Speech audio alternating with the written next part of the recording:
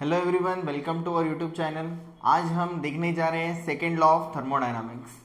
तो हमारी थर्मोडायनामिक्स की सीरीज चल रही है। थर्मोडायनामिक्स बहुत ही इंटरेस्टिंग टॉपिक है। तो अभी तक हमने जो कवर किया है थर्मोडायनामिक्स में, उसमें हमने देखा है कि उसका अप्रोच क्या है, कौन सी प्रॉपर्टी होती है, सिस्टम क्या होता है, सराउंडिंग क्या होती है, बाउंड्री क्या होती है, टाइप्स ऑफ सिस्टम्स हमने पढ़े हैं। देन प्रोसेसेस पढ़े हैं, प्रोसेस क्या होता है, isobaric process, isochoric process, isothermal process, adiabatic process. Okay, so ये जो सारे प्रोसेसेस हमने देखे हैं उसके रिलेटेड हमने न्यूमेरिकल्स भी सॉल्व किए।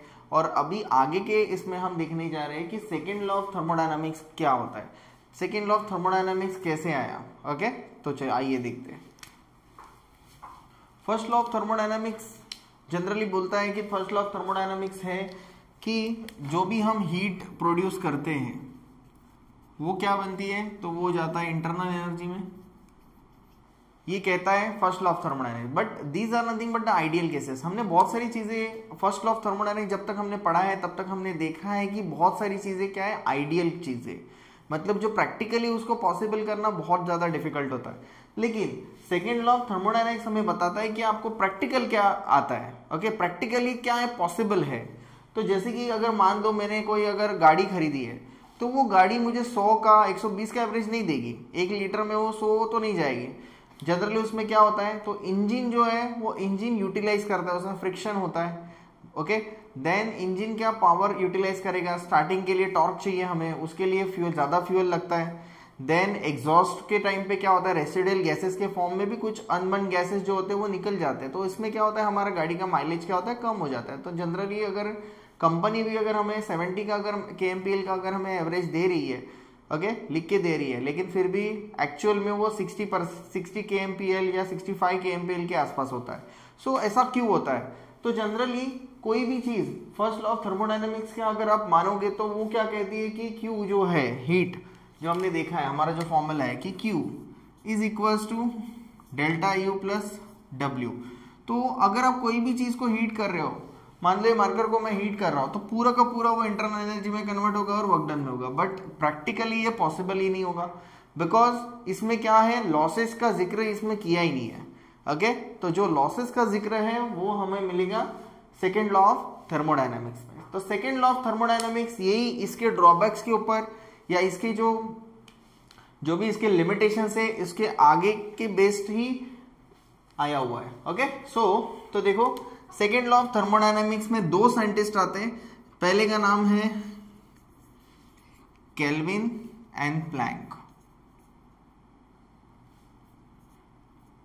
केल्विन एंड प्लैंक, एंड दूसरे हैं वो है Clausius. Kelvin Planck and Clausius. Kelvin Planck and Clausius ये दोनों ने अलग अलग अपने स्टेटमेंट दिए, और ऑफिशियली जो हम पढ़ते हैं इसमें सेकेंड लॉ ऑफ थर्मोडायनामिक्स की जो स्टेटमेंट है वो स्टेटमेंट हमने ये दोनों के इसमें ली हुई है। तो अगर आप फर्स्ट लॉ ऑफ थर्मोडायनामिक्स का मानेंगे तो फर्स्ट लॉ ऑफ थर्मोडायनामिक्स बताता है कि जैसे ही अगर मेरे पास कोई भी हीट है, Q, यहां से Q आएगा, higher temperature reservoir. Okay, then यहां पे आएगा वर्क डन। तो हीट जो ट्रांसफर हो रही है वो किस में जा रही है, वर्क डन में जा रही है। But second law of thermodynamics में केल्विन प्लैंक बताते हैं कि अगर वर्क डन में भी जा रहा है तो इसमें से जो कुछ पार्ट है वो कहां पे जाएगा, सिंक में जाएगा। मतलब इनका मानना ये है, it is impossible to construct an heat engine which is 100% efficient. मतलब कोई भी चीज पूरा हीट है जो वर्क डन में ट्रांसफर होगा, और अगर रिवर्स करेंगे वर्क डन तो हीट में ट्रांसफर होगा। बट इसमें जो लॉसेस है वो क्या होगा, क्योंकि हमारे गाड़ी में भी अगर साइलेंसर है, साइलेंसर सिर्फ आवाज कम करने के लिए नहीं होता है, तो उसमें से रेसिडुअल पार्टिकल्स क्या होते हैं, बाहर निकलते हैं। तो ये रेसिडुअल पार्टिकल्स क्या होते हैं, तो वो होता है हमारा फ्यूल, अनबर्न फ्यूल जो कंप्लीट कंबशन नहीं हुआ है। ओके, तो इससे क्या होता है, पोल्यूशन होता है। सो जनरली ये जो हीट है सिंक में जाएगी, और ये सिंक वाला जो हीट है, ये स्टेटमेंट क्या है, केल्विन प्लैंक। तो देखो इन्होंने बताया it is impossible to construct a heat engine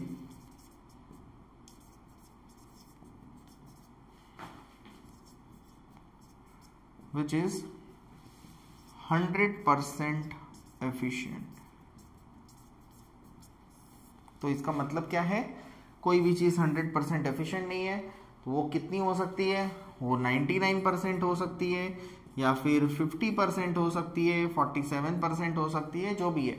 हमारी लाइफ में भी सारी चीज़ें ऐसी नहीं होती है, हम भी खाना खाते हैं, करेक्ट, बट सारी चीज़ें, सारे न्यूट्रिएंट्स हमें वो खाने से नहीं मिलते हैं, क्योंकि जो हमारे बॉडी के जो एग्जॉस्ट है, जैसे हम पानी पियेंगे तो उसका जो पूरा यूटिलाइजेशन नहीं होगा, कुछ स्वेट के फॉर्म में, या फिर कुछ हमारे बॉडी के जो जैसे फ्लूइड्स है या फिर लुब्रिकेशन में यूज होता है, तो ऐसी चीज़ें होती है। तो कोई भी हीट इंजन जो रहेगा वो 100% एफिशिएंट नहीं है, मतलब टोटली जो Q जो है, अगर इंटरनल एनर्जी नहीं किया तो वर्क डन में कन्वर्ट नहीं होगा। ये हमें किसने बताया, केल्विन एंड प्लैंक, साइंटिस्ट का नाम है आपके केल्विन एंड प्लैंक। नेक्स्ट है क्लॉसियस। क्लॉसियस, अभी देखो क्लॉसियस ने सेकेंड स्टेटमेंट दिया है, जो साइंटिस्ट है क्लॉसियस, उन्होंने बताया कि it is impossible to construct an engine, it is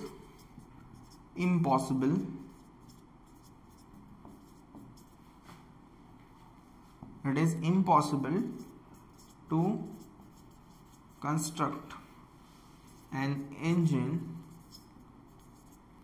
which take heat और extract, और एक वर्ड है extract heat from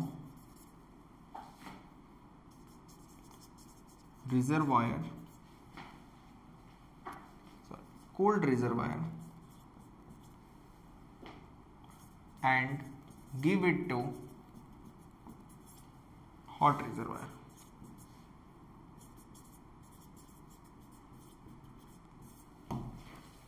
Without any work input, इसमें और एक वर्ड आएगा, विदाउट एनी वर्क इनपुट।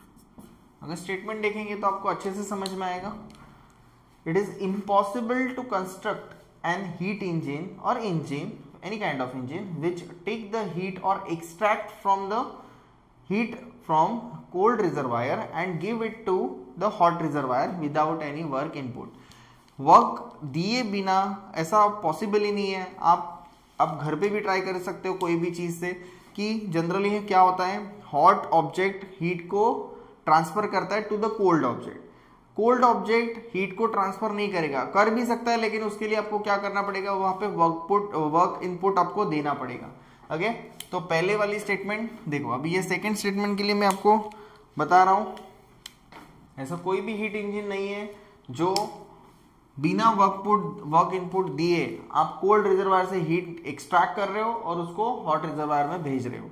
ये पॉसिबल कंडीशन नहीं होता है। यही हमें किन्होंने बताया, क्लॉसियस ने बताया। ओके, सो ये जो पर्टिकुलर जो स्टेटमेंट्स हैं, ये दोनों स्टेटमेंट को हम कहते हैं सेकेंड लॉ ऑफ थर्मोडायनामिक्स। और सेकेंड लॉ ऑफ थर्मोडायनामिक्स बहुत इंपॉर्टेंट है, बिकॉज ये बात जो है वो प्रैक्टिकल बातें करते हैं। फर्स्ट लॉ ऑफ थर्मोडायनामिक्स जो है वो आइडियल कंडीशन पे ज्यादा डिपेंड करता है, but second law of thermodynamics जो है वो एक्चुअल कंडीशन पे डिपेंड करता है। ओके, सो हमने यहाँ पे दो चीजें पढ़ी है, केल्विन प्लैंक जिन्होंने बताया कि कोई भी इंजन 100% एफिशिएंट नहीं है, उसमें लॉसेस तो होंगे ही, और क्लॉसियस ने क्या बताया कि ऐसी जो कोई हीट इंजन नहीं है जो हम एक्सट्रैक्ट करेंगे कोल्ड रिजर्वायर से हीट को और निकाल के हॉट को दे देंगे। इसका मतलब और एक होगा, यहाँ पे सिंक में नहीं जाएगा। ओके, तो ये आइडियल अगर आप देखोगे केल्विन प्लैंक स्टेटमेंट,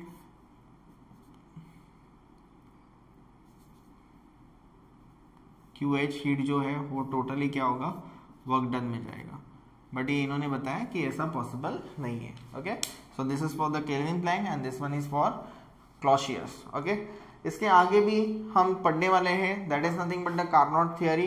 ओके, इसके लिए एक सेपरेट मैं एक वीडियो बनाऊंगा कार्नोट थियरी के लिए।